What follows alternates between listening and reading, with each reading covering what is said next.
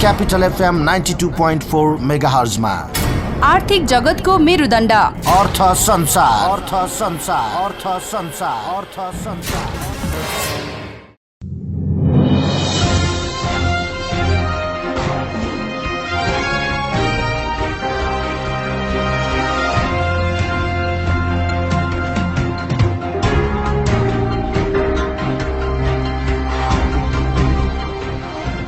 नमस्कार, कार्यक्रम अर्थ संसारमा यहाँहरूलाई हार्दिक स्वागत छ। उपस्थित छु म सुशील खतिवडा।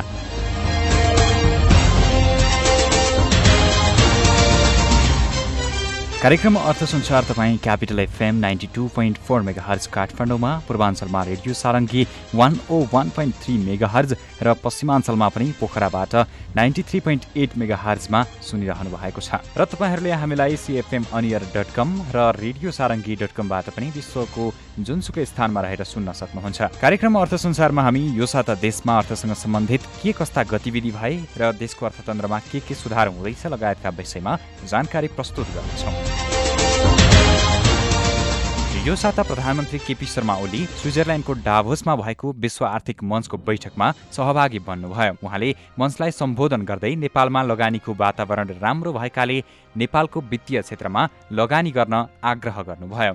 यस्तै आउँदो फागुन 2 गते काठमाडौँमा नेपाल उद्यमशील सम्मेलन आयोजना हुने भएको छ। नेपाल उद्योग परिसङ्घले सबै प्रदेशमा औद्योगिक वातावरण निर्माण गर्ने उद्देश्यले सो सम्मेलन आयोजना गर्न लागि बुधबार काठमाडौँमा आयोजित पत्रकार सम्मेलनमा जानकारी गराएको हो। सम्मेलनमा सबै प्रदेशमा उद्योग सञ्चालनको सम्भावनाका विषयमा विस्तृत छलफल गर्ने तयारी रहेको छ। उता झापाको बिर्तामोडमा अन्तर्राष्ट्रिय औद्योगिक व्यापार महोत्सव शुक्रबारदेखि सुरु भएको छ। बिर्तामोड उद्योग वाणिज्य सङ्घको आयोजनामा सुरु भएको महोत्सवको उद्घाटन 1 नम्बर प्रदेशका मुख्यमन्त्री शेरधन राईले गर्नुभयो। महोत्सव आगामी माघ 23 गतेसम्म सञ्चालन हुनेछ। यस्तै यो साता ऊर्जा क्षेत्रमा पनि केही सफलता मिलेको छ। भारत नेपाललाई आफ्नो पावर एक्सचेन्ज मार्केटमा प्रवेश दिन सहमत भएको छ। यो सँगै नेपालले भारतको खुल्ला बिजुली बजारमा प्रवेश पाउने सुनिश्चित भएको छ।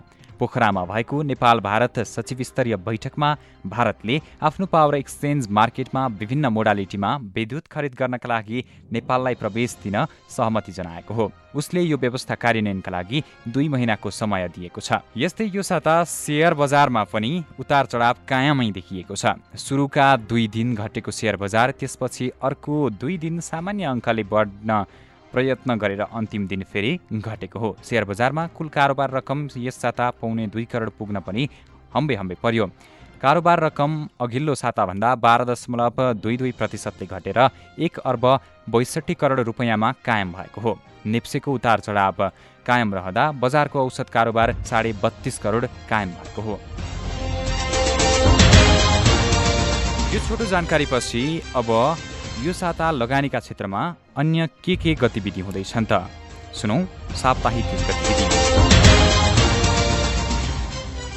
सरकारले दूरसञ्चार पूर्वाधार कम्पनी गठन गर्ने भएको छ। शुक्रबार संघीय संसद अन्तर्गतको अर्थ समिति बैठकमा सञ्चार तथा सूचना प्रविधि मन्त्री गोकुल बास्कोटाले सञ्चार क्षेत्रको पूर्वाधारको कामलाई व्यवस्थित बनाउन सरकारले छुट्टै दूरसञ्चार कम्पनी गठन गर्ने कामलाई अघि बढाइएको जानकारी दिनुभयो। खन्ने बजेट सकियो।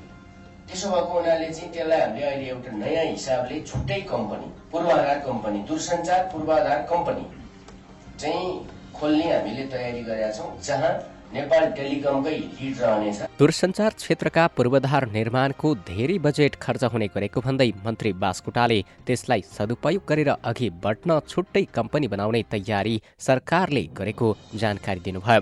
खन्ने र पुर्ने काममा मात्रै बजेट खर्च हुने गरेकाले त्यसलाई अन्त्य गर्न पनि सरकारले छुट्टै कम्पनी बनाउने सोच बनाएको मन्त्री बास्कोटाको भनाइ छ। सो कम्पनी नेपाल टेलिकमको माताहातमा रहने र त्यसले विस्तार गर्ने फाइबर टावर लगायतका काममा निजी क्षेत्रका दूरसञ्चार प्रदायक कम्पनीले पनि लगानी गर्ने मन्त्रालयले जनाएको छ। थोरै लगानीमा पनि धेरै प्रतिफल दिने भएकाले पनि सो कम्पनी सरकार र निजी क्षेत्र दुवैका लागि फाइदाजनक हुने मन्त्री बास्कोटाको दाबी छ। यस वर्षको प्रणय दिवसका लागि 1,50,00,000 मूल्यको 1,60,000 स्टिम गुलाब आयात गरिने भएको छ। माग बढेकाले गत वर्षको तुलनामा यस वर्ष गुलाबको मूल्य बढ्ने बताइएको छ। गत वर्ष रु 1,25,00,000 मूल्यको गुलाब आयात भएको थियो। बजारमा माग बढेकाले भारतबाट यस वर्ष गत वर्षभन्दा धेरै परिमाणमा फूल आयात गर्न लागि फ्लोरिकल्चर एसोसिएसन नेपालले जनाएको छ। यस दिवसमा खपत हुने 2 लाख स्टिम मध्ये 1,60,000 बाहिरी देशबाट ल्याइने र 40,000 स्टिम नेपालको उत्पादन रहेको छ। एसोसिएसनका अध्यक्ष कुमार कसज श्रेष्ठका अनुसार गुलाब फूलको अन्तर्राष्ट्रिय रूपमा नै मूल्य बढेकाले गत वर्षको तुलनामा यस वर्ष गुलाबको मूल्य वृद्धि हुनेछ। नेपालमा वार्षिक 20 करोडको गुलाब फूलको कारोबार हुने गरेको छ। आन्तरिक उत्पादन 20% र बाह्य देशबाट आयात गरिने 80% रहेको अध्यक्ष श्रेष्ठले जानकारी दिनुभयो। आयात गरिएका गुलाब मध्ये सबैभन्दा बढी काठमाडौँ उपत्यकामा 60% खपत हुने एसोसिएसनले जनाएको छ। नेपाल राष्ट्र बैंकले बैंक तथा वित्तीय संस्थाहरूलाई अनिवार्य रूपमा चार्टर एकाउन्टेन्ट राख्न सचेत गराएको छ। बैंकका गभर्नर डाक्टर चिरञ्जीवी नेपालले सबै बैंक तथा वित्तीय संस्थालाई चार्टर एकाउन्ट राख्न सचेत गराउनु भएको हो। सोमबार भएको चार्टर एकाउन्टेन्टहरूको सम्मेलनमा उहाँले बैंक तथा वित्तीय संस्थाहरूलाई पारदर्शी बनाउन पनि चार्टर्ड एकाउन्टेन्टहरूको नियुक्ति हुनै पर्ने बताउनुभयो। चार्टर्ड एकाउन्टेन्ट नराख्ने वित्तीय सङ्घ संस्थाहरू पारदर्शी नहुने उहाँको भनाइ छ। मुलुकमा आर्थिक क्रियाकलाप बढ्न थालेको र त्यो सँगै चार्टर्ड एकाउन्टेन्टहरूको माग पनि बढ्दै गएको पनि उहाँले बताउनुभयो। भारतबाट सामान आयात गर्न अब महिना दिनसम्म कुर्नु नपर्ने भएको छ। भारतबाट आयात हुने सामान केही दिनमै नेपाल भित्रिने गरी दुई मुलुकबीच अनलाइन क्लियरिङ सिस्टममा हस्ताक्षर हुने समझदारी भएसँगै भारतबाट आयात हुने सबै सामग्रीहरू कम खर्च र थोरै समयमै नेपाल भित्रिने भएको हो। शुक्रबार नेपाल उद्योग वाणिज्य महासङ्घले काठमाडौँमा पत्रकार सम्मेलन गरी विगतमा भारतको कोलकाताबाट बिरगन्जसम्मको ढुवानी गर्न करिब 1 महिना लाग्दै आएकोमा सो समझदारी गरेपछि 1 हप्ताभित्र सो सामान नेपालमा ढुवानी हुने जानकारी गराएको हो। नेपाल सरकार उद्योग वाणिज्य तथा आपूर्ति मन्त्रालयसँग सहकार्य गरेर तयार पारिएको इलेक्ट्रोनिक कार्गो ट्र्याकिङ सिस्टमबाट सो सामान नेपालमा 1 हप्ताभित्रै भारतको कुनै पनि ठाउँबाट ढुवानी गर्न सकिने महासङ्घका वरिष्ठ उपाध्यक्ष शेखर गुल्छाले जानकारी दिनुभयो।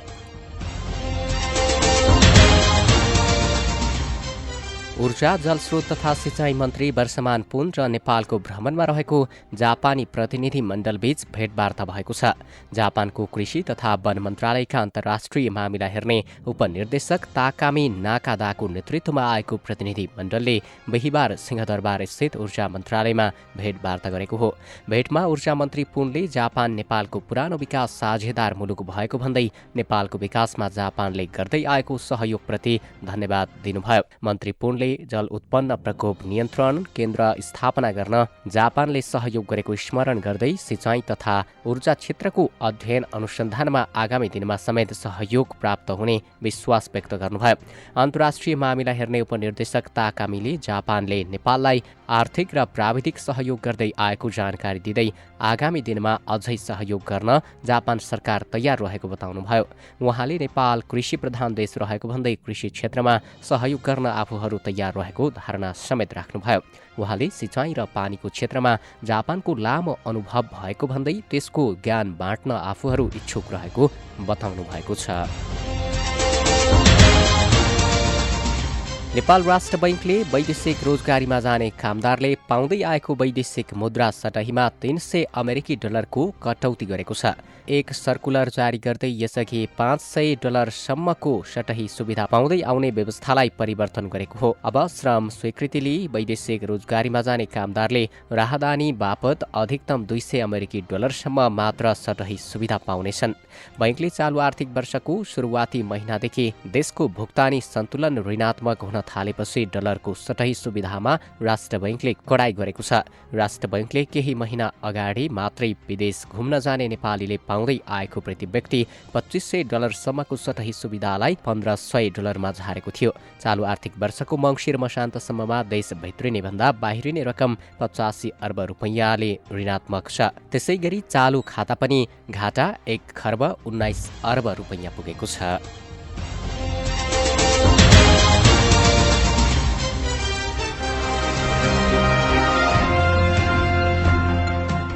साप्ताहिक गतिविधि प्रस्तुत गर्दै हुनुहुन्थ्यो सहकर्मी डाकमान राई। तपाईँ कार्यक्रम अर्थ संसारमा हुनुहुन्छ।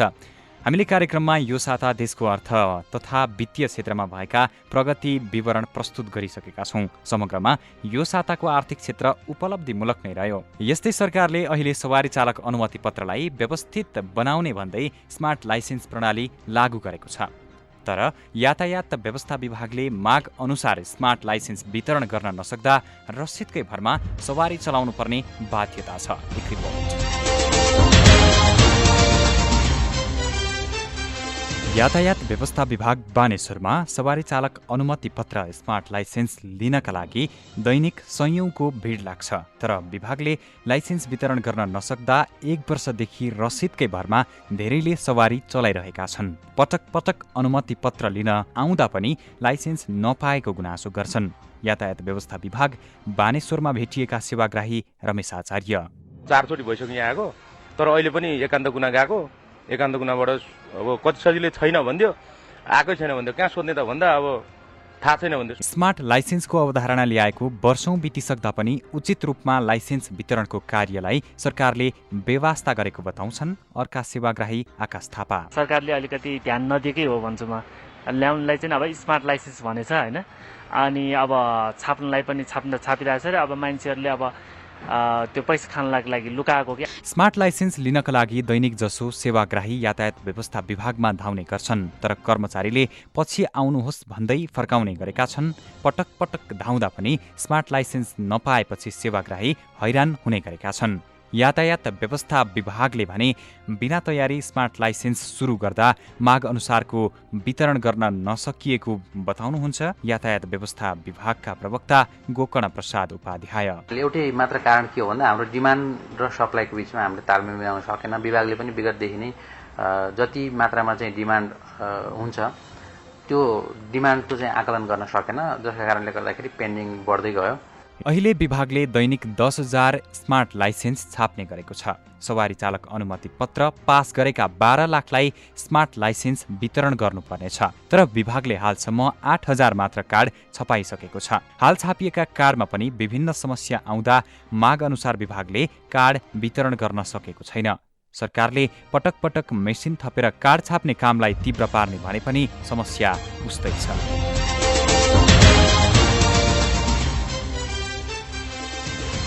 शेयर बजार घट्नु वा बढ्नु त सामान्य प्रक्रिया नै हो, तर यहाँ हामीले चर्चा गर्न खोजेको विषय चाहिँ अनलाइन कारोबार प्रणाली हो। अनलाइन कारोबार प्रणालीमा गएपछि शेयर ब्रोकर कार्यालयहरूमा भिड पक्कै कम हुनुपर्ने हो, किनकि सबैले घरमै बसी बसी कारोबार गर्न पाएपछि ब्रोकरसम्म पुग्नु किन पर्यो भन्ने हुन सक्छ। तर यसो भने भएको छैन। शेयर बजारमा देखिएको व्यतिथिको विषयमा कुराकानी गर्न आज हामीसँग हुनुहुन्छ नेपाल स्टक एक्सचेन्जका प्रवक्ता मुराहारी पराजुली। मुराहारीजी, यहाँलाई कार्यक्रममा स्वागत छ। पछिल्लो समय शेयर बजारमा जुन अनलाइन प्रणाली भित्रिएको छ, तर अनलाइन प्रणाली भित्रिएपछि पनि आखिर किन धाइरहेका छन् लगानीकर्ताहरू ब्रोकर कार्यालयमा?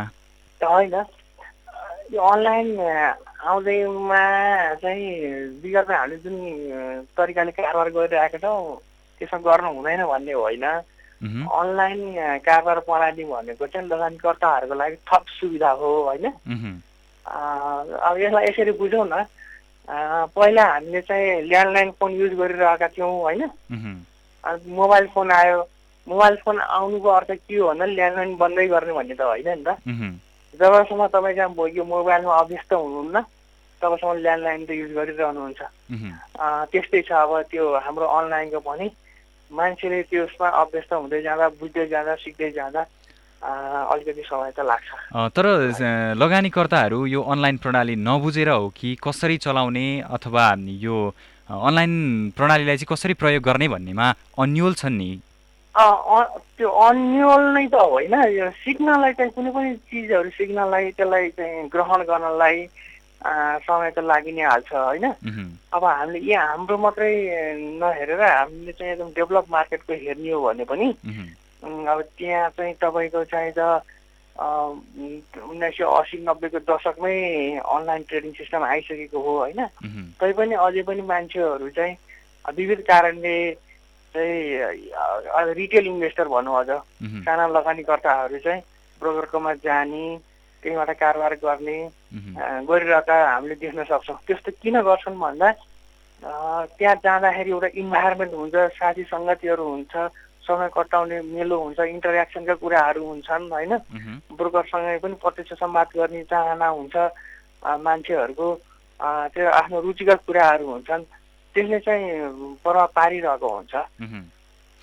जसरी यो अनलाइन प्रणाली आएपछि लगानीकर्ताहरू जति सुरुमा उत्साहित देखिएका थिए, सेयर राम्रो हुन्छ भन्ने जुन अपेक्षा गरेका थिए, त्यो अनुसार अनलाइन प्रणाली पनि चल्न सकेको छैन अहिलेसम्मको स्थिति हेर्ने हो भने, अन्यलमै देखिएका छन् नि होइन? तपाईँ मिडियाका साथीहरूले चाहिँ अन्यल भन्नुहुन्छ, म यसलाई चाहिँ अन्यल भन्दिनँ होइन। म चाहिँ यसलाई के भन्छु भन्दा अलि हाम्रोमा चाहिँ अलिक बढी नै अपेक्षा गरिएको थियो कि भन्ने जस्तो लाग्छ मलाई। किन भन्दाखेरि हाम्रो मार्केट चाहिँ हामी सबैले बुझ्दै आएको कुरा हो, एकदमै विकसित मार्केट चाहिँ होइन होइन। कि यहाँ चाहिँ अब दिनदिनै चाहिँ लाखौँ मान्छेले कारोबार गर्ने मार्केट होइन यो। पहिला पनि थिएन, अब निकट भविष्यमा पनि त्यो हुनेवाला चाहिँ होइन। त्यति धेरै महत्त्वाकांक्षी हामी हुनु हुँदैन। र अनि सँगसँगै अर्को कुरा के छ भन्दाखेरि अहिले चाहिँ बजार ओह्रालो लागेको अवस्था छ होइन। ओह्रालो लागेको अवस्थामा यतिकै पनि लगानीकर्ताहरू चाहिँ बजारप्रति उदासीन हुन्छन्, चासो कम हुन्छ, मान्छेहरू चाहिँ यो बजार सुध्रेला अनि म यसमा प्रवेश गरौँला भनेर चाहिँ त्यो पर्खाइमा बसेका हुन्छन् होइन। यी यावत कुराहरू छन्। खालि यो अनलाइन आएको, अनलाइन नजानेको अथवा चाहिँ अनलाइनमा अरू खालका चाहिँ समस्याहरू देखेका भन्ने कुराहरूले मात्रै चाहिँ यहाँ लगानीकर्ताहरूको चाहिँ सहभागिता चाहिँ उल्लेखित नभएको भन्ने चाहिँ होइन। धेरै कुराहरूले चाहिँ यसमा चाहिँ प्रभाव पार्छ। सेयर बजारमा यो उतार चढाव त हुनु सामान्य नै हो, तर जुन किसिमले अहिले सेयर बढ्न सकेको छैन, लगानीकर्ताहरू बजारप्रति त्यति धेरै आकर्षित देखिएका छैनन्, के कारणले गर्दाखेरि चाहिँ यस्तो भइरहेको छ? यसमा चाहिँ धेरै कारणहरू छन् होइन।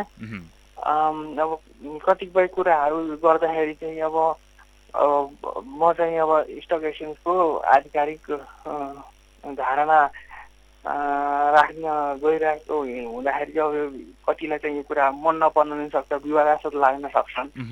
यसलाई स्टक एक्सचेन्जको चाहिँ प्रवक्ताले चाहिँ नकारात्मक कुराहरू गर्यो भन्ने हुनसक्छ होइन। त्यसकारण चाहिँ के छ भन्दाखेरि यसमा चाहिँ धेरै आर्थिक राजनीतिक कारणहरू चाहिँ जोडिएका हुन्छन्, कम्पनीको पर्फर्मेन्सहरूको कुराहरू जोडिएका हुन्छन्, लगानीकर्ताको मनोबलको कुराहरू जोडिएका हुन्छन् होइन। यी कुराहरू छन्। जस्तो कि अब आर्थिक कारण भन्नुहुन्छ भने हामीले सुन्दै आएको के भन्दा यो फाइनेन्सियल सेक्टरमा चाहिँ लिक्विडिटीको समस्या छ, ब्याज दर महँगो भयो भन्ने कुराहरू छन्। त्यसको प्रत्यक्ष असर बजारमा परिरहेको हुन्छ। जब चाहिँ लगानी गर्नको लागि तपाईँसँग स्रोतको अभाव हुन्छ अथवा स्रोत महँगो हुन्छ भने बजारमा लगानी आउने सम्भावना कम हुने भयो र जब लगानी कम आउँछ त्यसपछि मूल्य त अवश्य नै घट्छ होइन। माग नै नभए त्यो मूल्य घट्ने नै भयो, त्यो कुरा भयो। अनि त्यसपछि अब राजनीतिक कुराहरू गर्नुहुन्छ भन्दा के भन्दा सुरुदेखि नै चाहिँ हाम्रो अर्थमन्त्रीको बारेमा अथवा एउटा चाहिँ धारणा बनाइएको छ कि अर्थमन्त्री चाहिँ नकारात्मक भयो भन्ने किसिमका त्यस्ता कुराहरू पनि बजारमा व्याप्त छन्। यी राजनीतिक कुराहरू भए होइन। अनि त्यसपछि अब लगानीकर्ताको मनोबलको कुराहरू गर्दाखेरि के हुन्छ भन्दा लगानीकर्ताले अब मैले अघि पनि भने यो बजार बढ्ला अनि त्यसपछि म त्यसमा चाहिँ सहभागी हुँला, अनि त घट्दैछ झन्झन घट्नेको हो कि भन्ने डरै त्यो लगानीकर्ताको आत्मबलको कारणले गर्दाखेरि पनि बजारहरू चाहिँ घटिरहेको हुन्छ। त्यही भएर चाहिँ एउटै कारणले चाहिँ बजार घट्ने वा बढ्ने हुँदैन, एकै समयमा पनि धेरै कारणहरूले चाहिँ काम गरिरहेको चाहिँ हुन्छ। त्यसकारण चाहिँ हामीले चाहिँ ठ्याक्कै के कारणले चाहिँ बढी इम्प्याक्ट गरिरहेको छ भनेर भन्नलाई चाहिँ एउटा वृहत अध्ययनकै आवश्यकता पर्छ। अहिले हामीले सरस्वती हेर्दा जेनरल अब्जर्भेसनको कुरा गर्दाखेरि चाहिँ कारणहरू चाहिँ यिनै हुन्। लगानीकर्तालाई बजारमा आकर्षित गराउनको लागि चाहिँ के कस्ता कार्य गर्नुपर्ने हुन्छ, अब कसरी अगाडि बढ्नुपर्ने हुन्छ, यस विषयमा पनि जानकारी गराइदिनुहोस् न। आकर्षित गराउने भन्ने कुरा फेरि यस्तो हुन्छ के भन्दा हामी सबैले बुझेको कुरा के हो भन्दा यो दोस्रो बजारको कारोबार, सेयर बजारको दोस्रो बजारको कारोबार चाहिँ सबैभन्दा अलि रिस्की कारोबार मानिन्छ भन्नाले बजार चाहिँ निरन्तर उतार चढावमा भइरहने भएको कारणले गर्दाखेरि चाहिँ यसमा चाहिँ जस्तो चाहिँ लगानीको प्रतिफल उच्चको अपेक्षा गर्न सकिन्छ त्यस्तै खालको चाहिँ गुमाउने चाहिँ सम्भावना पनि उत्तिकै हुन्छ।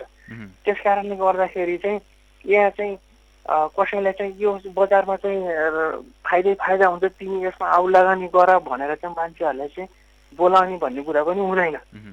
खालि चाहिँ यो बजार के हो कस्तो हो यसमा कसरी चाहिँ फाइदा बेफाइदाको कुराहरू हुन्छन् अनि यसमा कारोबारहरू गर्ने यसका तौर तरिकाहरू के हुन् भनेर चाहिँ मान्छेलाई सामान्य जानकारी चाहिँ दिन सकिन्छ।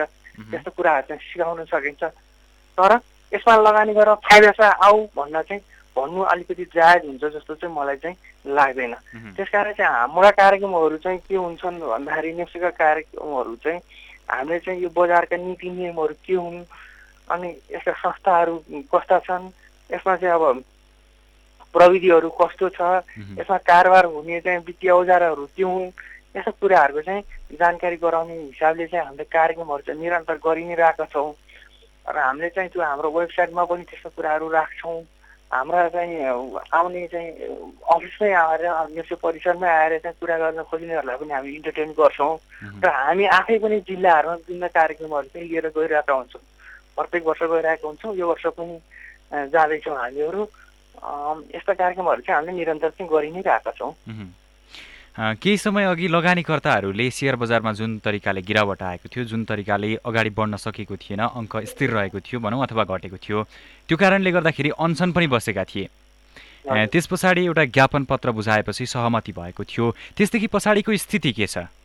त्यो बजार घटेकोले हामी अनसन बसेका हौँ भनेर चाहिँ उहाँहरूले पनि त्यो कुरालाई चाहिँ डिनाइ गर्नुहुन्छ। होइन यो बजार बढाउनका लागि हामी अनसन बसेका होइनौँ भन्नुहुन्छ भन्नुभएकै छ पब्लिकली। उहाँहरूको आन्दोलन भनेको चाहिँ बजारको सुधार गर्नुपर्छ भन्ने हो भन्दै आउनुभएको छ उहाँले। अनि त्यसपछि उहाँहरूको आन्दोलन अनि त्यसपछि यतापट्टि सरकारले जुन कमिटी गठन कार्यदल गठन गरेको थियो कार्यदलले जसरी चाहिँ प्रतिवेदनहरू बनाएर चाहिँ त्यो सुझावहरू चाहिँ प्रस्तुत गरेको छ र त्यसलाई कार्यान्वयन गर्न पर्छ भन्ने हिसाबले चाहिँ विभिन्न निकायहरूलाई चाहिँ निर्देशनहरू दिएको छ। त्यस अनुसार कामहरू चाहिँ भइरहेको छ। यो कुरा चाहिँ सँगसँगै जस्तो भएको भएर चाहिँ मिडियाले चाहिँ आन्दोलन भयो आन्दोलनपछि सरकारले त्यो मागहरू पुरा गर्यो अनि र कुराहरू चाहिँ अगाडि बढिरहेको छ भने जस्तो परेको। तर त्यसमा चाहिँ यो समयको चाहिँ संयोग मात्रै मिल्न गरेको पुगेको हो जस्तो मलाई लाग्छ। र अनि के भन्दाखेरि बजारलाई चाहिँ एउटा एक थरी माग राख्यो अनि त्यसपछि चाहिँ ती मागहरू पुरा गर्दै गयो अनि बजार बढ्छ भन्ने चाहिँ हुँदैन। बजारको आफ्नो स्वाभाविक गतिहरू पनि हुन्छ यसको स्वभाव प्रकृति पनि हुन्छ। त्यसलाई चाहिँ कृत्रिम रूपले चाहिँ बढाउन अथवा घटाउन खोज्यो भने चाहिँ त्यसले अर्को दुर्घटना निम्त्याउँछ त्यो चाहिँ टिकाउ चाहिँ हुँदैन। त्यस कारण चाहिँ यस्ता कुराहरूमा चाहिँ हामी सतर्क हुनुपर्छ। कसैले चाहिँ नारा जुलुस गरेर चाहिँ बजारलाई बढाउन खोज्यो भने चाहिँ त्यो चाहिँ टिकाउ हुँदैन। यो त्यो नारा जुलुस गर्नेकै हितमा पनि हुँदैन भन्ने मलाई लाग्छ। यो धितो बजारमा जसरी जुन अहिलेको अवस्था छ सेयर उकालो लाग्न सकेको छैन यो कारणले गर्दाखेरि चाहिँ लगानीकर्ता अलिकति उत्साहित नदेखिएको अवस्था पनि छ। यसलाई सुधार गरेर लान चाहिँ अब के गर्नुपर्छ कस्ता रणनीति अपनाउनुपर्छ कस्ता नीति ल्याउनुपर्छ? होइन अब त्यो नीति कस्ता लिएर आउनुपर्छ नयाँ लिएर आउनुपर्छ भन्ने कुराहरू त अब दीर्घकालको लङ टर्मको कुरा भयो होइन। हामीसँग नीति नियम नभएको भन्ने होइन छन्। अब ती पर्याप्त छन् कि छैनन् त्यसमा परिमार्जन गर्नुपर्छ कि पर्दैन भन्ने कुराहरू मात्रै हो। त्यसमा परिमार्जन कुराहरू चाहिँ त्यो त निरन्तर आवश्यकताको कुरा हो त्यसमा अवश्य नै हुन्छ। तर जसरी अब तपाईँको आशय त्यो होइन होला तर बजार बढाउनलाई चाहिँ नीति नियम ल्याउने भन्ने कुरामा चाहिँ म चाहिँ सधैँ चाहिँ असहमत रहँदै आएको छु। बजार बढाउनलाई अथवा घटाउनलाई नीति लिएर आउने होइन। बजारको कारोबारलाई सहज बनाउनलाई लगानीकर्ताहरूलाई चाहिँ कारोबारमा सहभागी हुनलाई सहज बनाउनलाई चाहिँ नीति नियमहरू लिएर आउने प्रविधिहरू लिएर आउने हो। बजार घटाउनलाई अथवा बढाउनलाई चाहिँ नीति नियमहरू चाहिँ लिएर आउनु हुँदैन। त्यसो गर्न थालियो भने त बजार त त्यस्तो नीति निर्माताहरूको नियन्त्रणमा जाने भयो नि त। नीति निर्माताका नियन्त्रणमा त कसैको पनि नियन्त्रण हुनु हुँदैन। बजारलाई त आफ्नो सहयोग गतिमा चाहिँ अगाडि बढ्न दिनुपर्छ भन्दै आएको हो मैले पहिला भने। र भोलिको दिनमा पनि भन्ने कुरा यिनै हो। त्यसकारण चाहिँ नीति नियम मार्फत चाहिँ बजारलाई घटाउने बढाउने गर्न चाहिँ हुँदैन। हवस्, तपाईँलाई समयका लागि धेरै धेरै धन्यवाद दिन चाहन्छु। हस्, धन्यवाद। हस्।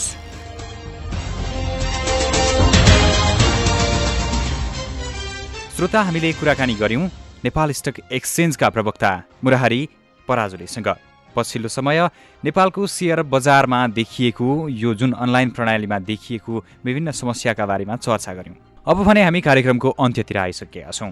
यो साता देशमा के कस्ता आर्थिक गतिविधि भए यी सामग्री हामीले प्रस्तुत गरिसकेका छौं। अब भने अर्थ संसारको यो श्रृङ्खला यही सकिन्छ। अर्को हप्ता फेरि नयाँ श्रृङ्खलाका साथ उपस्थित हुने नै छौं। नमस्कार।